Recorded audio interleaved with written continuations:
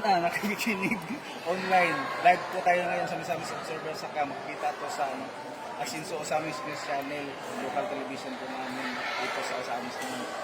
Kasama natin po ngayon sila si Ma'am Amor Manalang at saka si Ma'am Christy Salvador at saka si Sir Aljun Abukay.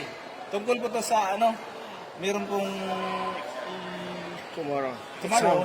Meron pong exam ang UP College Admission Test dito sa Osamis.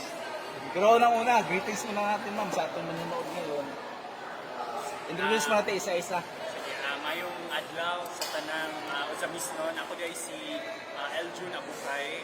I'm currently working sa DepEd Division of Osamis City. And with me, Okay na. Ipapakihawin mo. And with me are Ma'am Christy Salvador.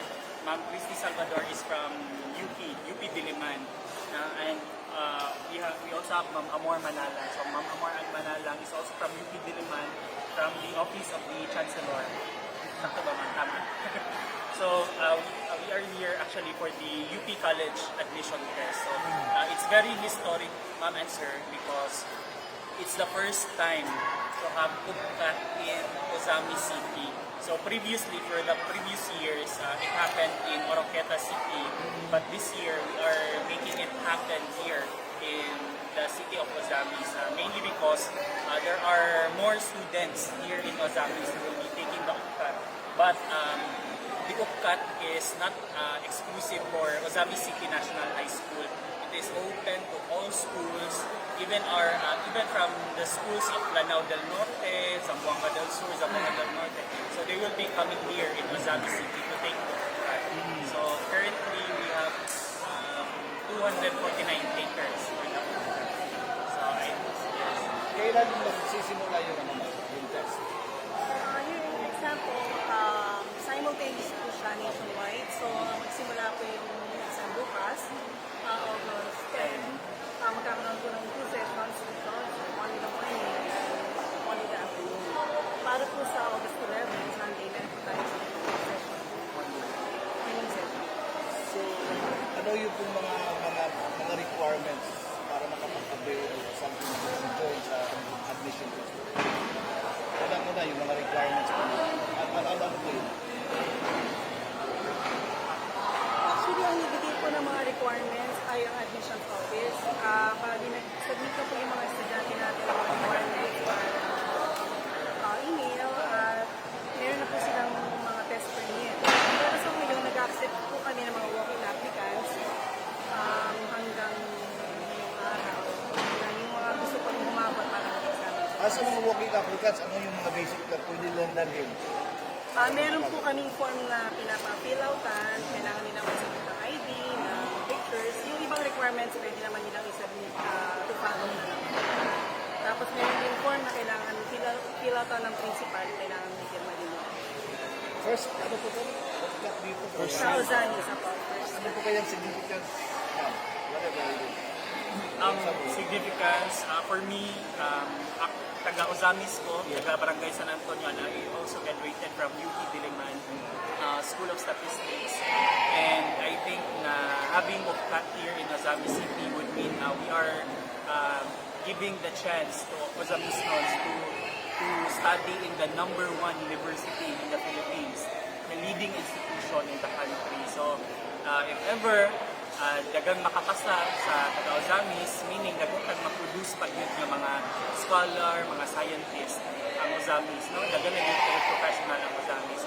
So I'm happy that UPCAT is here. Ang mga taga-Osamis din ang kinahanglan mo plating, mo biyahe, sa pamuadto. So dari na lang very convenient for Osamis. So, pasabot sa it's a great venue. Yes, very great venue for them. Dili na mo gasto, ang gasto na lang yun pabiliti. Doon na lang magbalon og snack, no, kung gutomon. So, sayo na lang yun kayo. That's why we have 249 applicants. In fact, ang other provinces, gagmay lagi sila, tag-usara ka session. No? Tama ba? Less than 50. So, in Osamis, we have 200 plus applicants. So, I hope tanan makapasar. Ilan mo ba ang kuta, sir? Ilan lang ang May kukunin quota. natin? Pagkakaalam ko, sir, Parang walang quota. Walang As long as quota. pumasa. As long as pumasa. So may passing grade siya. May passing. Ano pa yun? Ano ba? Hindi pwede. Okay. Admission. Yeah, yeah, additional. Office po kasi ang nag-release ng guidelines and ano. Ah, okay. Ang passing dito. Yung nakapasar, ma'am, anong makapili sila ng kurso or depende sa kurso? Anong kukunin? Sa pag-apply po nila, meron na po nakalagay doon. Nakabulagay na. Indicate na. Naka-indicate po yung Ah, ganun. Tsaka yung campus na gusto nila. Marami kasi campus sa UP. So may UP Cebu, UP Mindanao, UP Visayas, Los Baños, Tacloban. Ah, depende UP na lang Manila, estudyante. UP Kung saan Diliman. ganito. So yung mga applicants, yung pipili kung saan silang campus. Ano pong probability niyo makukuha ng isang, kung sakali makapasa yung estudyante? Ano po probabilities makuha niyo? Meron siya mga allowances, gano'n? Vacation po. For tuition. Tapos, yung dorm, very minimal. No, hindi naman. Okay. Bukod sa lahat, graduate ka na. To experience the number one university. High international level na university. And it's free. That's the most important. Sa ngayon po ba mayroon pong taga-Osamis na naka-enroll sa inyo, scholar sa UP? Kalaman nyo? Ikaw sir, doon ka nag-graduate sa UP. Pero nag-graduate ko, actually nagpasok ko sa graduation last week sa UP Diliman. Last week lang? Sa akong masters. So, sa Very good, School of congrats ha. Yes. So I think na there are a few Osamis noons na in UP but I'm not sure in UP Diliman. Siguro nasa UP Cebu. Ganina yung si Vice Mayor, iya daw mga sa kaliwat sa kamag-anak sa iyang bana na daw sa graduate sa UP Diliman. So hopefully daghan tagbata ma-produce from kay very significant kay mao ni sila ang atong future manggod mga batanon. Then makita ko nato nga at least ang mga bata sa Osamis, mga bright rapod kay nagpapasar dito sa UP, no? Yes. Hopefully mao natong iambok, no? Sir, katong naka-admission test mo sa Rokita, pilay nakapasarat. Ano ba'y taga-Osamis? Wala sa atin na. Wala sa inyo. Dili kayo ang nangan mo. Hindi. Mahirap ba siya pasaran mo? Mahirap na daw. Oo. O madali lang. Para sa may Eto sir, Yung nanood ngayon. Oo. Mahirap po sagutin. Ewan po. Oo. Depende lang yung saka isa. limited slots kasi sir. So for example, sa isang course, ano lang, for example, baka may kunin lang sila ng 100. So yung top 100 na nakakuha ng score dito. Sa kabilang course, ito lang din yung slot. May time limit po. Para may ranking sa nakukuha ng score. Meron po tayong limit ng course. Dahil ang oras mo. Maabot po ng 3.5 hours. 3 and 45 minutes. Duration exam. So bukas, ma'am, Huldi. Dalawang session. Dalawang session. Dalawang. Tapos, naka-Sunday. Salang. Sana lang. Ano po kadalasan mga subjects ang sa examination? Mathematics, science, reading comprehension. Pero syempre, bawal iyan na yun. Siyempre, no? Naman sa isip, kwagod ka ng sa historia. At the same time, ikan po sa UP. No? Daghan pa ng mga usamis ng gamuti. Siya'y pwede nito na makatag o makapa-inspire nila para makuha nila ang ilang gusto nito kung kasunod sa UP.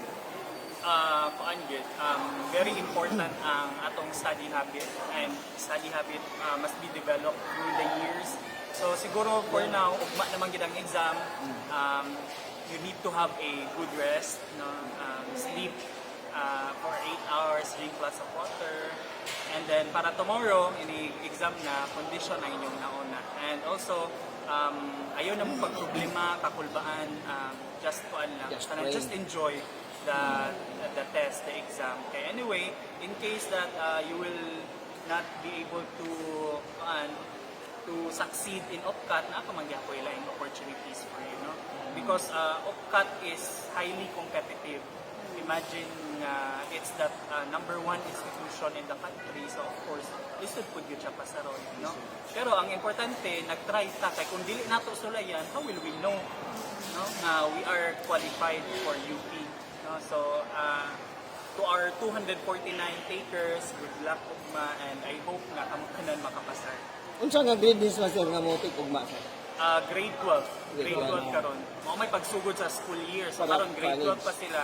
Paggawas ani sa result, basin mo graduate na sila grade 12, mag-college na din sila. So, Pananglitan sir, doon na pa ikuan, gusto mong exam, wala nakapa-register ka ron, pwede pa sila makapas. Tumingon ni para sa kanang kay wala na. Wala na Oh, so ang exam once a year lang, tama ba? Once a year lang ang exam. So karon ra gid ni ang chance. So no Ina- more chance. Ayok nga na pa next year. Last na lang yun, sir. Sige, sir. Ang kaikag ba karon sa mga bata, especially diri sa Dakbayan sa Usanos, grabe ang suporta ni Mayor Indy, ang kabalon jud ani. Yes. Do you think mo ni ang usa sa nakapapush po nila para musulod niya ni sama ani nga mga Yes. examinations? Amo pong pasalamatan no, si Mayor Henry NDF Womenal Jr. for sa suporta ni Mayor, ni Vice Mayor Bebeneri, o ni Konsehal Cecilco kay kung wala sila siguro dili ni mahitabo na it will be in Ozami City. No? For pila ka years, maskin ako sa una, how I wish na ani sa Ozamis because dili na ko kinahanglan mo plate, but here it's a dream come true, very historic event. It will be first time in Ozamis. Thank you kaayo sa atong mga leaders sa atong syudad sa Dakbayan sa Ozamis na finally nagid sa Ozamis. So dagang salamat gyud sa kay Mayor Indy. Dagang salamat. Okay, thank you. Balik ko sa mic mo.